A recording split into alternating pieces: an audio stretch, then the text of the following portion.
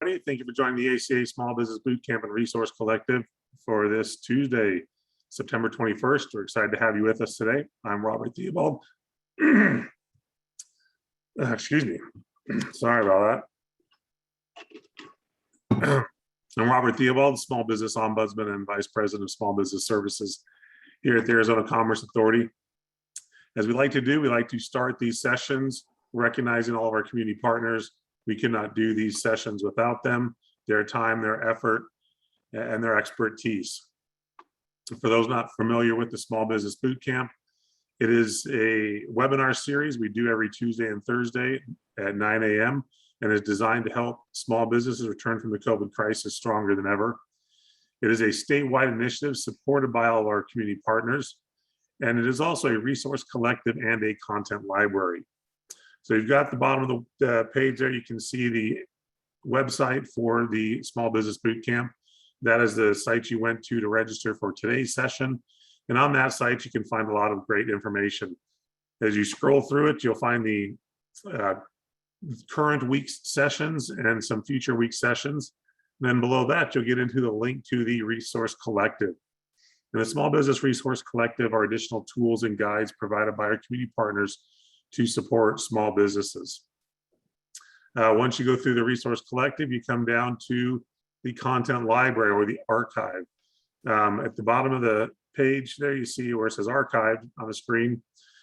We record all of these webinars and we post them in our archive section, and it has created a massive content library. We have over 150 sessions that are recorded and listed there that you can go back and review anytime. And it provides great expertise on demand that you can go for you to review, or you can share it with friends and other businesses that may need some of the content that's on there. We cover every different topic. And if you can't find something on there that you're looking for, let us know and we'll direct you to the right spot. Also, the state has a number of great websites to support people during this time. The state's COVID-19 information and resource page, arizonatogether.org, is a great website. And then the Commerce Authority set up azcommerce.com/COVID-19. And that's a COVID-19 business resource website. And it has business guidance, financial information, funding information, and other tools and resources for all size businesses. Also, the ACA has a number of programs to support small businesses throughout the state. We have our Small Business Services, our Workforce Division, and our Arizona MEP, Manufacturing Extension Partnership. These are all great programs to help you as you work to return from COVID and grow strongly. Additionally, you may be looking to start a new business, or you just started and are looking to finalize everything. And our small business checklist is a great tool to help identify the commonly requested licensing, registration, and compliance needs at the local, state, and federal levels. So let's transition now to some business updates. PPP loan forgiveness. We've been talking about this and we will continue to talk about it. There's a significant number of small businesses that still have not applied for forgiveness from the first round of PPP loans. If you got a PPP loan, or if you're not sure if you got a PPP or you're mixed up and not knowing if it's a PPP or the EIDL, you can reach out to us or reach out directly to the SBA and they can help clarify and make sure you understand which one you have, because the PPP does require an application for forgiveness. The EIDL, the Economic Injury Disaster Loan, that program is a loan. There's no forgiveness on it. There is the targeted advance, which works out to be a grant, but most of that program is a loan that you want to be aware of. Now, with the EIDL program, the amounts, if you got an EIDL loan and you're looking to need to increase it to still work through some of the operational challenges that you're facing, they have increased the limit in which businesses can apply for, so you can reach out to the SBA through the EIDL program and request a larger or an increase in your loan amount. And also you'll want to check and see if you do qualify for the targeted advance, because there is still funding available in that program. And then the employee retention credit. This is just a great credit to be aware of. You need to work with your tax accountant or your tax preparer to identify how this will work for you. It can be complicated, but there can be some significant funds available through that program. And we recently did a boot camp session on it. You can go back a few weeks and find that session and review the material there. And another resource to help you with all these programs, as well as many other parts of your business, is the Small Business Development Centers. They're a great partner of ours. We work closely with them, and they're a no-cost business counseling program that is supported by the SBA and the local community colleges. So with that, let's look at some of our upcoming sessions. So today we've got sales strategies to soar through the 2021 holiday season. Then on Thursday, we have YouTube search engine optimization. This is the third of a three-part series by Financial Potion. They've been great, and I'm really looking forward to this session. And then next Tuesday, we have holiday hacking, talking about some cyber security stuff you need to be aware of for the holidays. And then on Thursday, September 30th, to wrap up the month of September, we have building small business value strategies for a successful sale or succession of your small business. If you're thinking of selling your business or exiting your business within the next few years, you definitely want to look at this to get some ideas on how to maximize the value of your business when it comes time to sell. So with that, we're going to jump into today's session. We have Linc Miller and Mark Kirstein from Sandler Training. We're excited to have them with us. Linc will be joining us a little later, but we have Mark here. So Mark, we'll go ahead and turn the time over to you. The Sandler team has been with us before. They're great presenters. We're excited to have them back. So Mark, it is all yours. All right. So thanks everyone for joining today. Thanks, Robert, for making great introductions and sharing all those resources, which are amazing. I mean, it's really cool to see, what a good public-private partnership does for the business community. And we're happy to contribute to that in the ways that we do by presenting here today on some, really what I would characterize as just some perspective on the selling season that's unique in the fourth quarter as we move towards the end of the year. We also have the holidays. We also have other things that are happening, but also preparing for 2022. And as we put together a topic like this in the fourth quarter, we're always kind of balancing, that perspective of, everybody is moving towards the end of the year, and generally we want to optimize our performance between now and the end of the year and try to close the year strong. I'm going to share my screen real quick while I continue to try to multitask by talking at the same time. But at the same time, we're also looking at how do we make sure that we're doing well in 2022, that we're preparing and that we're getting ready to start the year strong in 2022 as well. So, a unique piece of this time of year, and it's unique now because we have so many other things happening at the same time, we end up thinking about the holidays. And if your business has a direct holiday component, like, I'm selling something related to the holiday season, I have a high season or a low season that's attached to it, that makes it unique. But not all the businesses that participate in a forum like this are necessarily directly involved in selling holiday related gear. We also have normal businesses, not normal but in that context, but other typical segments of products and services and things that we're trying to accomplish that just happen to fall into the holiday season and may be impacted by what's happening, because we're all distracted at some level by holidays and family. Maybe business slows down in the last couple of weeks of the year. But we also have to think about, closing 2021. If we move to the bottom corner here, we want to meet the budget that we've committed to. We want to close the year strong. Opening 2022, we want to start strong and start fresh and take advantage of the momentum that a new year gives in setting new goals and setting new objectives, all in the shadow of a lot of dynamics. We still have the lingering effects of the pandemic that are ebbing and flowing. Maybe going away, maybe not, maybe emerging again, and the challenges that brings into our business, as well as the geopolitics, both local and national and international, that just become part of the landscape that makes 2021 fourth quarter and holidays unique, like everything is. So and I would love to be able to ask everybody a question. It's the headline that I picked for this. I've heard this phrase before. I didn't know where it originated. May we live in interesting times, and indeed we do very much live in interesting times as we experience things that nobody's experienced in their lifetime.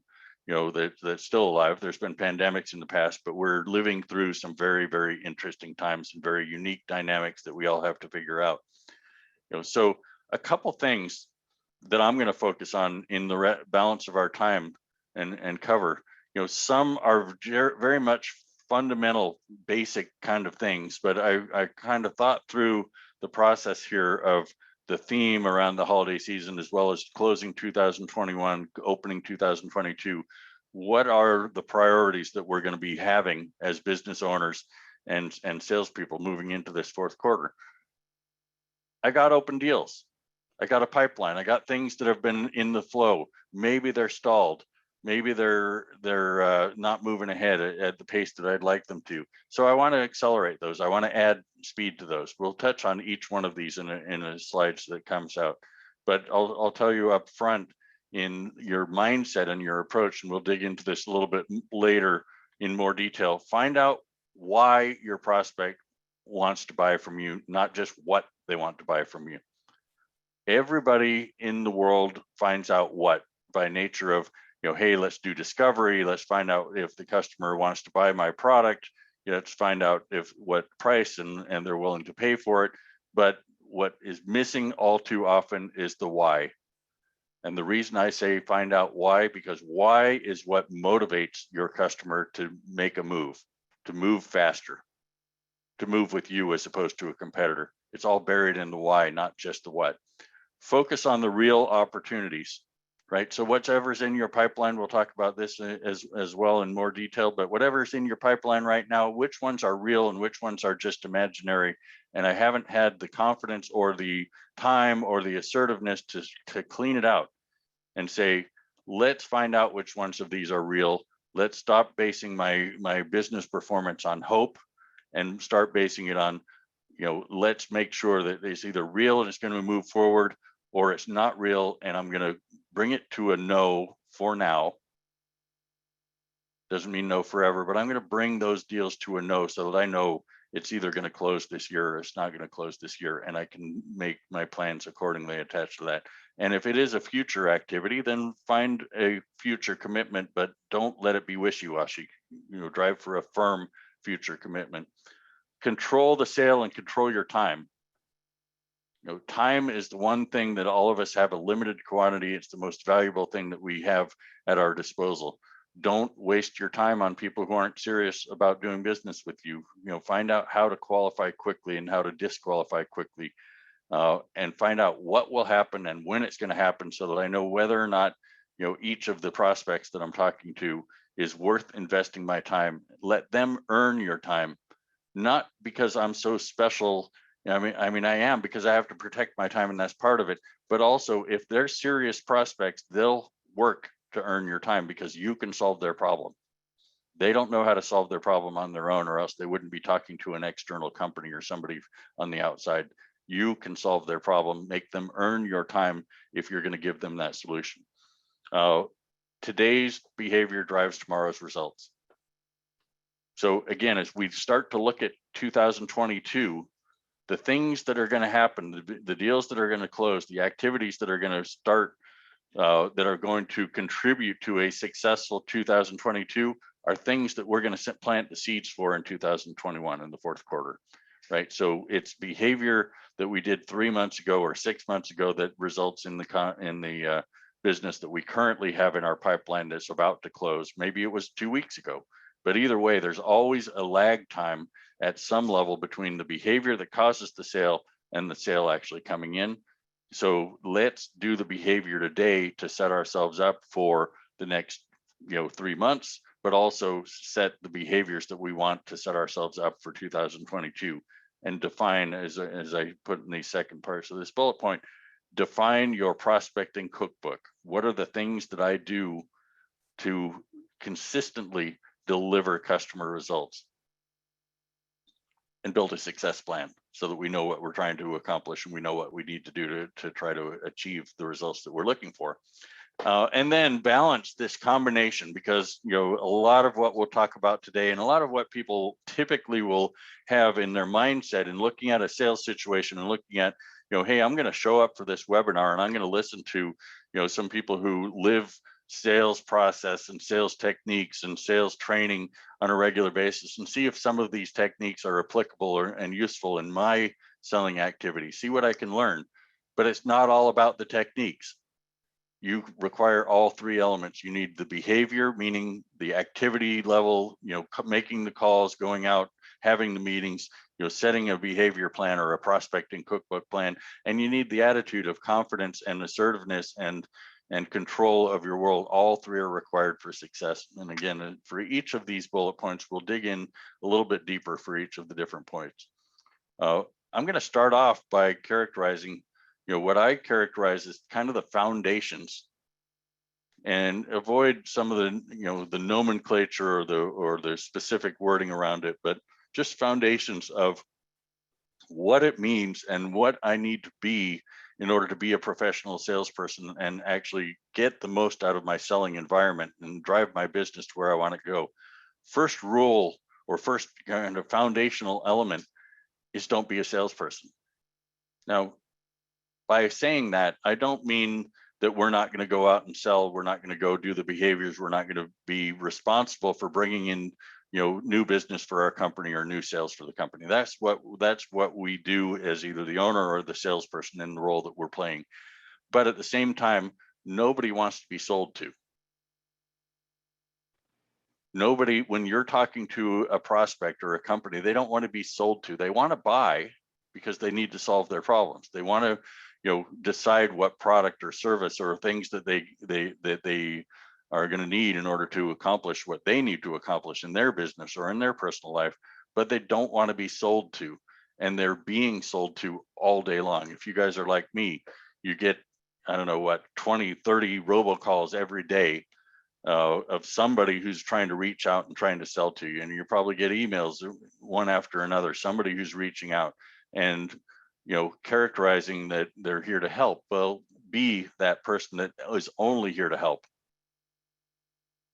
I'm not going to be a salesperson. I'm going to be conscious of the fact that people don't want to be sold. And whenever I turn into, hey, how do we close this deal? How do we get you across the finish line? How do we, did you know that my product can do this and this and this? Isn't that great? As soon as we turn into that hustling salesperson, their walls go up and they go, oh, wait a minute, get this person away from me. So learn how to not be a salesperson, how to ask questions in a way that doesn't trigger the other prospect to push you away or to reject the entry point that you have, and think about them first. Take off the veneer of what people expect from a salesperson and just be disarmingly honest. Even if it's a cold call or a prospecting call, and you pick up the phone and you reach somebody and you say, hey, you know what? I'm calling you to see if we may be able to do business together. And I'm sure that you hate getting these kind of calls because somebody's trying to push something that you don't want down your throat and wasting your time. I don't want to waste your time. If you're not a good fit for me, please, we don't have to talk, but can you give me 30 seconds to tell you why I called, and then you can hang up on me. That kind of disarmingly honest approach where we admit these things that we know that they're feeling already and put it in your own words. I just used that as an example, right? But look for opportunities to empathize with people directly and share your humanity with them instead of hiding it behind a level of professionalism that makes you potentially look like a salesperson. Second one up on the list, don't call anyone's baby ugly. Now, I love it when I can hear people laugh at that one because it is kind of funny, but we forget it too often, and we challenge their decision-making process, or we push on them to what we're thinking rather than what they're thinking. And every one of those, if I try to push somebody, if I try to impose, my product or my service or my way of seeing things, I'm challenging their decision-making process, and I'm calling their baby ugly at that stage. And they're going to cling to that baby and defend that baby one way or another. If you are trying to displace somebody else who's doing business with your prospect, you know, they're you know, if they have an insurance, they already have an insurance agent. I have to be the new insurance agent to the table. Financial planner, I have to be the new financial planner because they already have a financial planner. You know, a technology supplier, a marketing supplier, whatever product or service is already there. If you say, here's why I'm so much better than that other person, or here's what I can do for you that's better than what you're currently getting, that's calling their baby ugly because they chose to work with that other company. So stay away from calling their baby ugly. Just find out what they're struggling with, what's wrong in their world, and then see if you can help solve that problem. So that leads right into this next one. Think about them, not us. Kind of fits all of these foundational elements, because if I'm a salesperson, I'm thinking about myself. I'm thinking, how do I close this sale? How do I get this person to buy my product? I'm in the perspective of me getting my needs met by working with the other person. I'm going to ask you to suspend that drive while you're in the sales process. Don't get me wrong. I know we all have businesses to run. We have revenue to grow. We have sales objectives that we're trying to accomplish. You know, we're going to balance those. But at the same time, while we're in the sales process, just take that part of my self-interest off the table and think about their interests.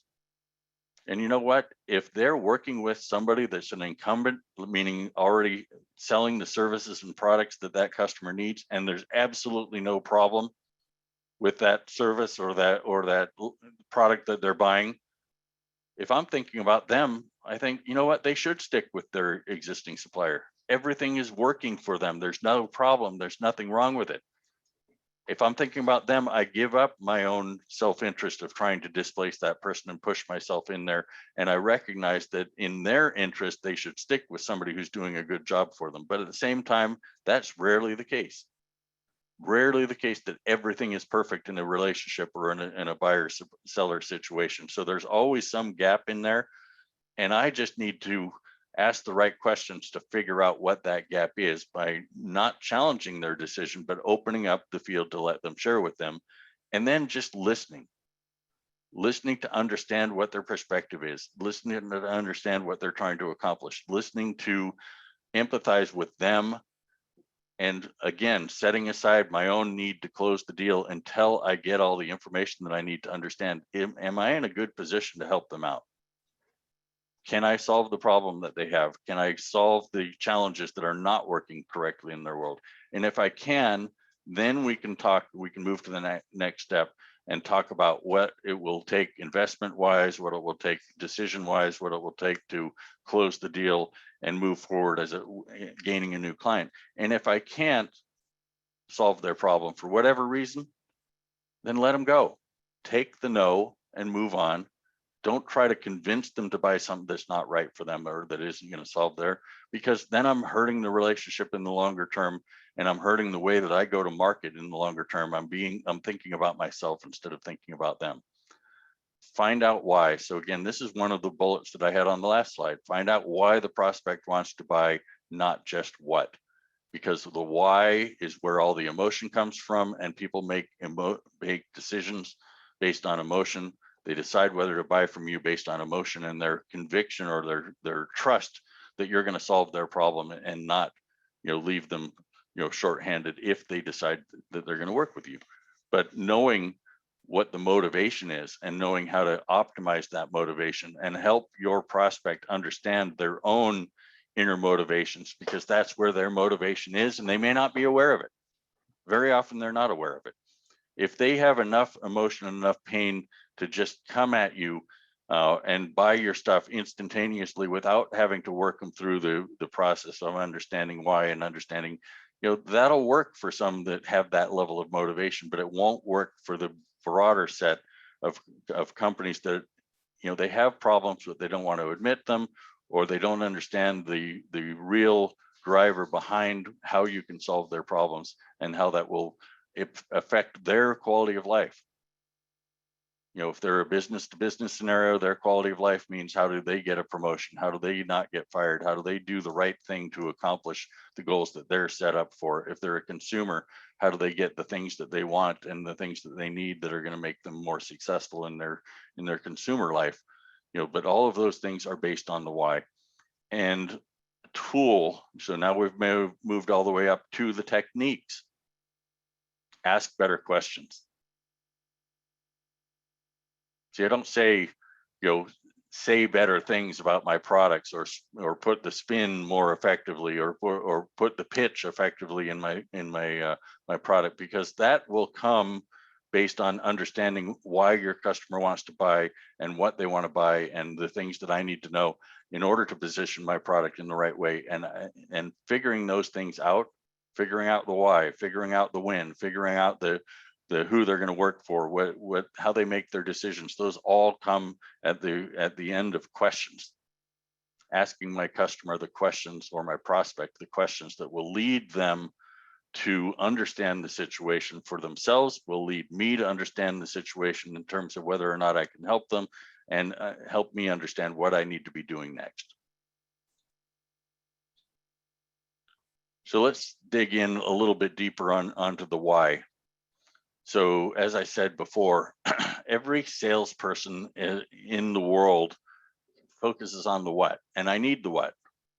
The what includes the features and benefits and the priorities. Like, what do they want to buy? If they're buying marketing services, what type of marketing services do they want? Do they want search engine optimization? Do they want digital ads? Do they want, a email campaign or a social media campaign? Do they want traditional advertising? Those are all the whats. And those are necessary because I can't put together a proposal. I can't define what it is that I'm going to do to solve their problem. Apply all of those things that I just said to your own industry. Find out what those whats, those build the specs of what it is that I can deliver and what it is that I can propose to the prospect, but also find out their priorities. What things are most important to them, what things are least important to them, because that's part. Now I'm moving into the selling proposition as opposed to just the speccing proposition or defining what it is. But the why becomes, what's their motivation? Now, early on, when I presented this bullet point up front, said, accelerate those that are already in your pipeline, accelerate the prospects and the things that are in the pipeline. The acceleration relies on the why. If your customer, your prospect is motivated, they need what it is that you have, and they need it at an emotional level. They need it quickly. They need it at an emotional level. Then they're going to push your deal across the finish line. They're going to move to the end. But if you haven't explored the why, and they're just kind of sitting back, letting it happen when it's convenient, it may or may not happen eventually, but I don't have the opportunity to drive the timeline or to optimize how quickly things can happen. The quick acceleration all relies on the why. And the why is emotional, as I said before. So let's take a look at what those emotions look like. And all the drivers behind the why of why people are going to buy a product or a service from us. And it all comes down to pain or gain. All people, all humans in the world are motivated, and all of their behavior is driven by one of two things. They're either seeking pleasure or they're avoiding pain. Is there anything in your life that you do at any point that is not either grounded in seeking pleasure or avoiding pain? Understanding that means now I'm getting into the psychology behind somebody and their buying process, and I can use that as part of my selling process to understand those things. And I then want to take it to the next level and understand which one is it. So we know at a top level, they're either seeking pleasure or avoiding pain. I want to know, are they seeking pleasure in buying this product, or are they avoiding pain? And are they seeking pleasure in the present or in the future, or am I avoiding pain in the present or in the future? And as I gather that information, the why, I'm starting to find out the why attached to these things. I can look at, they may have pain in the present, right? So I've had customers where, because they can't solve the product or service that they're trying to deal with, their business is basically shut down and they can't get the customers that they need. and they're not getting the revenue flow that they want on an immediate basis. If something is wrong that they need to solve in order to open up that revenue opportunity again, that's pain in the present. Like, I'm bleeding out right now. I need to get my business up and running and functional again, and I need somebody else to help me do that. Pain in the present is the most significant motivator, and it's going to get people to move very, very quickly. Pain in the future is fear. Now, I don't like to sell based on fear, but I'm not putting fear into my prospect. I'm only finding out what their fear is already. They're worried that they're not going to be prepared for 2022. They're worried that they're going to have an insurance incident and something's going to go wrong. They're worried, right? So the worry about what's going to happen in the future is fear. And that's another part of pain, but it's pain in the future versus pain in the present.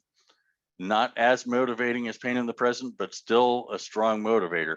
And then we get slightly weaker motivators of gain, like people are seeking pleasure. They're looking for gain. They want to gain tomorrow. They want to immediately realize the results that they're seeking, and my product or service can help them achieve that. And they go, okay, I'm going to buy this, and I'm not in pain. My life is good. I've got the things that I want. I've got all of my basics covered, but I want more. And they're moving quick because it's pain in the present. And then gain in the future.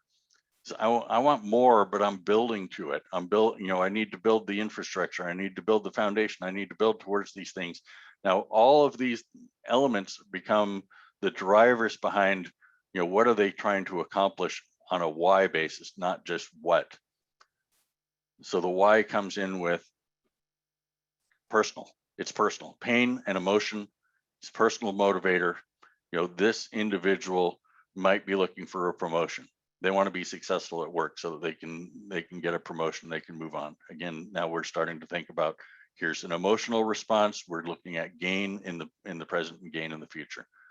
But they might also be afraid because the last time they worked with a vendor like yourself, a service provider or a products provider, they made a mistake and it blew up and it didn't work well. And they're worried that might happen again.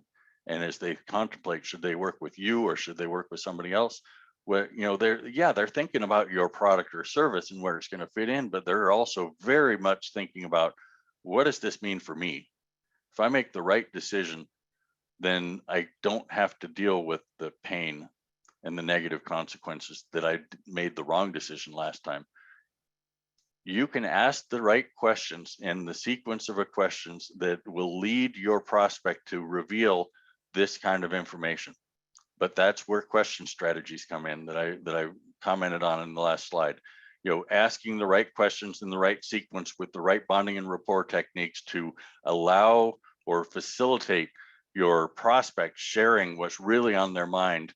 And when they move beyond the what, it's one of the beauties of this system of being able to get the questions that will lead them into an emotional part. When they move beyond the what, the product needs to have this features, it needs to have this capabilities, it needs to have these things, but they move into the why of, if this happens, then I get to grow my business to the level that I want, and I get to hire the people that I want to hire, and I get to achieve the goals that I'm looking for. They move into the why. They're at a whole new bonding and rapport level with you. And again, that may make sense. We've got a lot of different businesses that are participating today. If I have a long-term customer relationship where the people that I engage with are working with me on a matter of months or years or multiple years over some period of time, that level of bonding and rapport and emotional connection that you develop by having this type of conversation with your prospect will pay back in spades, and it'll create long-term, deep relationships that are very difficult for some competitor to take away from you. If it's more of a transactional product, I've got this sale to do, and once my customer buys it, they probably won't need another one of these, perhaps ever in their life, but certainly not in the next 5 years, 10 years, whatever that time frame is. Well, okay, that's also something that I need to motivate, and I recognize that that's the nature of how my product works. I'm going to get that emotional response quickly, and it may not necessarily result in a long-term relationship, but it will result in me closing the deal quickly, developing the trust and the bond with this prospect. And in an ideal world, I will also participate with this person who's become a client now to give me referrals and other business relationships that will contribute to growing the business more, continuing to up that game. So this is a different way of thinking about your selling process, and a different way of thinking about motivating people is to think about that why and ask the right questions to get there. So let me switch into this next one, which is really based on controlling my time and having a direct influence on the sales process. How's it going to proceed? What's going to happen between me and my prospect to get me to either a yes or a no, and have a mutual agreement? Many things work through our mindset as we look at these things, but the basic line for doing this: control the sale. You're the one that works in this arena every day, all the time, with the product and service that you know better than anybody in the world. And your prospect needs your help, but they don't necessarily know how to get your help or how to apply your product and service. So help them. Take control of the sales process, give them the perception that they're in control of it, but we take control of it by setting a couple of real basic things. How much time are we going to spend together on each of our calls? What is the agenda for the time that we're going to spend together? What are we going to talk about? What are they going to talk about? What am I going to talk about? And an outcome meaning a yes or a no, and not a maybe. My little dice image here shows maybe. Maybe means no. If I'm willing to take maybe to no, then my prospect or the person I'm talking to will either give me a no or a yes attached to it. But all too often I let a maybe sit, and then the maybe gets into my pipeline, and I'm hoping, have this imagination, I can't close this deal because they might say no. Well, they might say no matter what, but at the same time, if I can drive them to a yes or a no, I have a better chance of getting a yes. And if it does turn into a no, at least I know when it's a no that I can move on to another prospect, to another situation. I don't have to spin more cycles. And a no means no for now, not no forever. So share this mindset of a upfront contract, as we characterize the terminology behind it, of the time we're going to spend, the agenda, the outcome, and get your prospect to also buy into a mutual agreement as to how this is going to happen. And qualify or disqualify your prospects. So we figured out, we already talked, why would they buy? But we also need to figure out, now that we know why they're going to buy, are they willing and able to invest what it takes to consume your product or service? They need to invest time, they need to invest money. Are they willing and able to accomplish that? If they're not qualified to do business with you. They may want what you have to sell, but if they don't have the ability to spend that money, they don't have the money, they're not willing to spend it because it's not important enough to them. You'll find that out by asking the right questions to understand that. And if the answer is no, then it's no harm, no foul. Simply means that I'm selling something that they're not able to participate in, and I'm not going to be able to move them across that line unless I go back to the why they would buy, because there's pain there. And if there is not enough pain there, they will never move the investment. By the way, this technique of understanding the why and understanding whether or not they're willing to invest is your number one tool for avoiding price negotiation, or at least having the most influence in price negotiation. Because as long as the focus is on features and benefits and commodity exchange, it all comes down to money.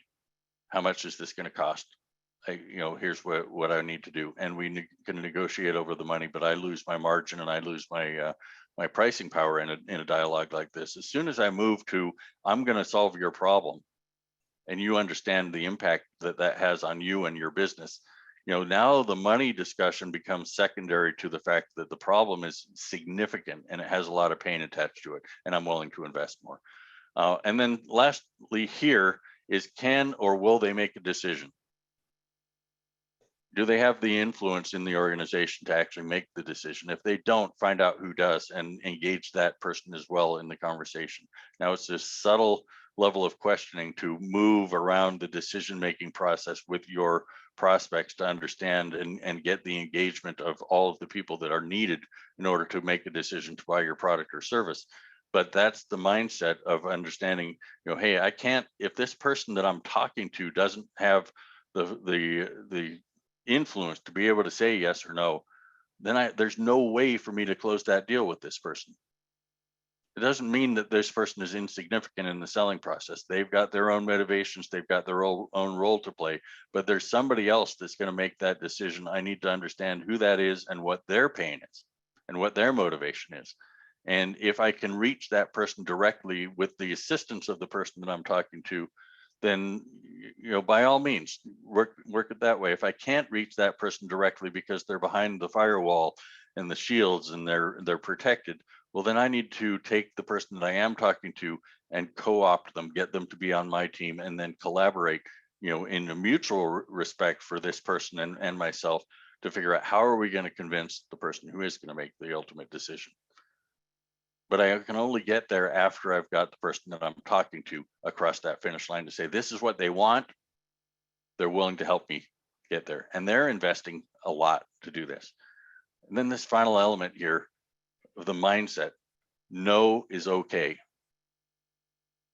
All too often as business owners, if I'm thinking of myself in the sales process, so we'll go back to those bullet points from before, when I'm thinking about myself and I'm thinking I need to get this deal closed because I'm short on revenue, or I need to close the year stronger, I need I. It's hard to take a no when I'm thinking about I. But if I look at the situation without getting emotionally involved, at least in the moment, and I look and I go, you know what, if they're not a fit, if they don't have the pain, if they can't invest what it takes to invest, if they can't make a decision, and the answer is no, I want to find that no sooner than later. Not in any kind of a mean way, and not to rush the process per se, but just to say, hey, you know what, people who are not qualified to buy my product, as soon as I find out that they're not qualified, I bring them to a no, I can move on. Or if I give them the no and they fight, they don't want to give me a no. They fight back and they say, hey, it's still maybe. I haven't been able to make a decision. They don't want to give me the no. Well, now I know they're serious. But I actually find out that level of seriousness in terms of wanting to move with me by pushing it to a no and testing to see if they're going to resist the no or whether they're going to take the no. If they take the no, I didn't have anything to begin with. If they don't take the no, then let them fight for it, because they're selling themselves at that point. And I've twisted the equation around, twisted the puzzle around a little bit. Say now we're going to offer you another, and in this exchange for those webinars that we do here, we're trying to help you, trying to help the community. We practice what we preach here, where I'm not trying to think of will we get business out of this. We're here to help. And we'll give you some specific tools that we've given you already in this mix. So here's another very specific tool. It's what we characterize as the prospecting cookbook, and it's building your success plan. It's taking all of the mix, and this is just a very small subset to demonstrate the point here, but taking the mix of different prospecting activities, they will be unique to your product or service and your world between you and your clients. But figure out what those things are. What is the behaviors that you do on a regular basis that result in deals being on the table? And so the examples I'm part, 5 LinkedIn messages that I send out, 5 calls, whether it's drop into their office or make a cold call, 3 referrals, 2 introduction meetings, because again, this builds into a pipeline. So as I make all of these initial efforts to start a conversation, to start reaching and talking to somebody new, some of the result of that will be introduction meetings. Now, all this activity that we've talked about to date, LinkedIn messaging, calls, referrals, maybe even the introduction meeting, this is not selling. Prospecting is not selling. Prospecting is sorting. There's a lot of companies, a lot of individuals, there's a lot of people out in this world, and not all of them are qualified to do business with you because they don't have the need that you solve, or they don't have the investment, or they don't have the decision, the things we talked about in the last one. All I'm trying to do is find the ones that are. Which makes no easy to get at this stage, because I'm like, hey, you're not a fit. You don't need what I have to sell. No problem, moving on. right? So it's sorting. It's taking 100 companies or 100 individuals and finding the 5 out of the 100 that could actually benefit and work with us. So I now find those 5, and I have a couple of introduction meetings as a result of the behaviors that I did leading into those. And some of those introduction meetings turn into what we'll now call sales meetings. In the sales meetings, what I'm doing now is I'm finding out the questions that I told you guys before. Why do they want to buy? Are they willing to invest? You know, can they make a decision? I'm selling at this stage because I'm learning the motivations and the influence of what they want. I'm going to pause for just a moment here, and then I'll continue to finish this particular slide. But welcome, Linc. Linc Miller, my partner, has joined us. Hello, everybody. So, I don't think they can hear me, or they can hear us, but they can't speak back to us. Is that what it is? Yeah, they can hear but can't speak back, so we can't ask questions. We love to ask questions of the audience and get participation, but the venue doesn't entirely support that, but that's all right. You can always ask questions and have them comment in the chat. Yep. So again, Linc will continue to jump in on some of the points as we move towards the last couple of slides here, but welcome. So we have our sales meetings now. As a result of those sales meetings, those that are qualified and viable move to a proposal or a closing meeting. You know, I might send the proposal to them. I might have a meeting to walk them through the proposal, but now I get to the end point and they give me a yes or a no. Now, it can seem complicated, and putting it together and getting enough experience and getting the right mix of these different elements is a complex, exercise to get there. But at the end of the day, it's really very simple. I identify the behaviors that result in business. I identify the skills and techniques that I need to accomplish to get people, through the sales process and through making a decision.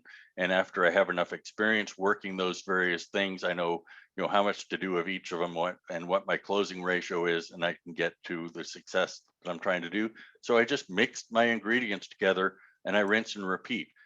That's the value of a sales process. And that's the value of a prospecting process, is it becomes predictable and it becomes tunable.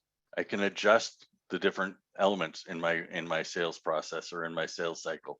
I can adjust, how much volume I put against my sales cycle to achieve the level of results that I'm looking for. And after I have enough experience, making the calls, making the reach outs, now I can start to tune it and say, what if I did it slightly different? What if I added, more LinkedIn messaging and less direct sales calls? What if I, took the right steps up front to get more referrals flowing in and knew when to ask for a referral and how to ask for a referral to drive my business? All of these are elements of putting together a sales process and implementing it.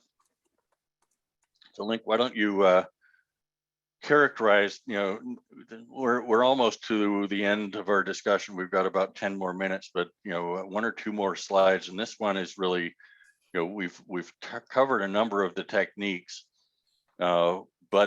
and we've actually stepped into the behavior a little bit, because the cookbook and the prospecting is all about behavior. We also got to layer in attitude. Absolutely. Okay, guys. And I apologize. I should say y'all. I'm old that I would say guys, and it means everybody. I apologize profusely if I've done something wrong. But that's about an attitude. And what we're talking about here in this success triangle. Sorry, I'm going to get situated here. The success triangle, especially going into the time frame that we're going into, 3rd quarter, we're ending it, 4th quarter, here we come. But we have to have that attitude. There was an old attitude adage that Zig Ziglar used to say. Was it Zig Ziglar? Zig Ziglar? Yeah, Zig Ziglar. He said, "I'm so enthusiastic, I'm going whale hunting, and I'm bringing the tartar sauce." Now, again, time frame, that was said probably in the 70s, different concept, but the attitude is, you have to have the attitude. And some might call this arrogant or egotistic, but I got to tell you, and I'm going to ask you all a question. Put this in the chat file. Please answer this in the chat file. We'll answer back. Mark, can you run the chat file? What is the single most valuable thing that you all own? And real quick, what did we come up with in chat file? Single most valuable thing that we own is what? My home. Good, Michelle. I like that. My home. Anybody else on the chat file? We can use my home. That's fine. Now, Michelle, question. I know you can't hear, I know you can't interact with me directly, but the time that you spent in the home, could you replace the home? Yeah, you could replace the home. You could probably build it exactly the same way, but you can never replace the time that you spent in there. Your mind. This is true. You can't replace your mind, especially if you go brain dead. That's a problem. You can't do that. But there are some innovations that are coming.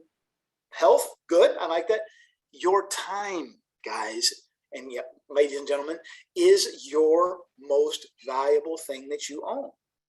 Therefore, you cannot give it away for free. So you have a limited time. So let's take that time concept and apply it to, we have 90 days. Well, less than that. 90 days because we have the holiday season, we have Hanukkah, we have all the holidays that come through that time frame. Thanksgiving, I was going to say 4th of July, but that's not. But my favorite holiday is actually not Thanksgiving, but the one which you dress up and you act like other people. What's that one called, Mark? Coming up, Halloween. Greatest. Halloween. You get to all be kids and go get free candy. Love this thing. But the attitude. What is your attitude? See, your attitude is the one thing that you can always control. You can control your behavior too. But your attitude, if your attitude is yucky, it's going to be yucky all the way through. So when we talk about attitude, you have to have this attitude that it is their best interest to talk with you, especially if we're trying to soar through these holiday seasons and get the mindsets right. You have a short amount of time, so we have to be better. The better we are, the better we can handle these things. So thank you. Go ahead. Strikes me, and as I put together the slides behind this, this attitude, how I change my attitude starts with awareness. Oh, absolutely. I have to become aware of all the psychology of my prospect. I also have to become aware of my own psychology and start to understand, am I feeling down? Am I feeling up? Why am I feeling down? How do I change that? Become aware of what we would characterize as our habit loops, the things that we do on a repeated basis that may or may not serve us. And once I become aware of it, now I'm in a position to start to say, hey, I see this happening. I can change it, but I can't change it if I'm not aware of it. Yep. And even on those same lines, same going right with you on attitude. If you believe, and that's okay if you do, that no one's going to buy your stuff or that you wouldn't even buy your own stuff, that's the wrong attitude to have. And that's an attitude that's going to shoot yourself in the foot every time. Every time you try and have quick draw somebody, bang, you're going to shoot yourself in the foot. Because our attitude has to be, and again, I said this might be egotistical, I believe my time's more valuable than anybody else's because it's my time, because I got to live with me. I don't have to live with everybody else. I got to live with me every day. Yep. So on time, we only have about 5 minutes left, so I'm going to move us ahead.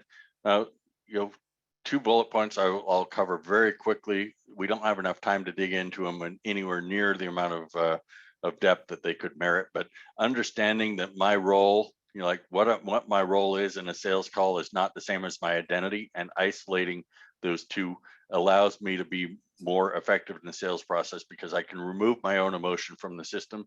And then advice for you, leverage your behavior, meaning the things that you're uncomfortable with, the things that you're scared of, the things that you don't like to do, like cold calls or like prospecting or introducing myself to a stranger. If you lead with behavior and you just step into it and you do it, it will get comfortable. You just have to step in and do it. So we talked about those behavior steps and those cookbook items. Once I start to perform those on a consistent basis, now my attitude starts to migrate towards one of confidence because I've done it before and I've learned the lessons. And so I leverage behavior in this role of modifying my attitude. And then our closing thoughts here for the day. I will touch briefly before we completely close up on Michelle's question that's in the question file as well. But a couple of action items for you guys. And thanks for sticking with us for the hour and spending that hour. But nothing happens unless we take action on it. This is nice to know information. We've stepped in, we've invested a little bit of time, but if we just go back and we do the same things we were doing yesterday or the day before, and we don't actually say, hey, this was a good webinar, there was 1 or 2 or 3 good tips, let's put them into play. So here's one that I recommend for you. Close your current pipeline. If you've got, and we want to accelerate the sales and finish and soar into the holidays, soar through the holidays, the starting point on that is go back to those customers who have given you a maybe, or who've gone quiet or disappeared and gone into hiding. Go back to them and get a yes or a no. And if they won't talk to you, they've gone into hiding, then start to gradually push for the no and see if they will grab hold of it and say, wait a minute, don't leave me. I still need you to solve my problem. Once you see that behavior where you've started to float the no, you've started to move away from them, and they've stepped out and grabbed hold of you, now you know they're still a serious prospect. And you can figure out, what does it take to find the why, to take the steps to understand why is it stalled, and get it to a yes between now and the end of the year. But if it's not going to get to a yes, if they are hiding, if they have moved on, if they are, they don't have the pain, then bring it to a no and be comfortable getting that no, because now you've cleaned out your pipeline and you've prepared yourself for 2022, but also, gotten the house clean for 2021. Plan your behaviors. The behaviors you do between now and the end of 2021 are what's going to drive your business into 2022. So money, the closed sales, the revenue, those are lagging indicators. Your behaviors are things you can control today. So put your behaviors into play. And then the last recommendation for you and the last takeaway, ask for help. We're here, we don't bite. We're not going to be the salesperson, like we said, because we live and breathe the things that we profess to you. If you want to ring me up, spend some time together, ask questions, send an email. Those are things that we're more than happy to say, hey, I understand that situation. Did you try this? Or perhaps you can do this. Perhaps you can do that. The phone call doesn't hurt. We love to meet people and develop our own circle of friends and contribute to the community. So with that, I will hand it back to you, Robert, for you to finish up. All right, excellent. We have one question in there, Mark. And I know you mentioned it from Michelle. Mm-hmm. Do you want to address that? We've got a couple minutes to address that. And it's a really good question. We about CRMs, both comments you made in there. So yep. Yeah. Can I take that one? Can we go back Sure. to the slide of attitude, behavior, and technique? Michelle, very, very common to add a CRM or add a HubSpot and add those things in, and then feel like there's a part of us that gets exhausted, I would say, after we've met with someone and talked with them to put that information in. One of the characteristics that come off of this, one of the characteristics that come off of the attitude, behavior, technique is over on in behavior is having discipline, being disciplined enough to take the time, because the last thing that I know I want from my team or the people that I train or work with is to have said something in a conversation or done something in a relationship and then be brought back to that point and not remember what it was. That's why that is so important to have to understand, because you can start to see trends also in maybe one day you're having a bad day and the next day you're doing great. You might have had a bad day this time, but you actually made a sale that day, which actually was from before. That's why having that documentation is important. Did you want to add anything to that, Mark? Because I know we got to get going. Nope, I think that's great. Part of it is leverage behavior. Yep. Because CRMs, they have a tremendous amount of value. They're not necessarily fun to administer on a day-to-day basis. So sometimes you have to change your own habits and get used to capturing the notes, capture them in shorthand. But once you start to create the records and the data becomes the key for like managing your pipeline and managing your cookbook and understanding how to leverage it. Robert? Excellent. That was a great way to wrap up. Thank you, gentlemen, for today's presentation. Linc, we're glad you're able to make it on for the last part of it. And again, we appreciate Mark and Linc for their time and their expertise and sharing this with us and their willingness. Very valuable. Again, this session is being recorded and it will be posted later today or tomorrow morning on the website, so you can go back and review it or share it with those that couldn't make it. But thank you for being with us today. We hope everybody has a great day, and we hope to see you on Thursday morning. Thanks, and we'll see you later. Thanks, everyone. Bye-bye.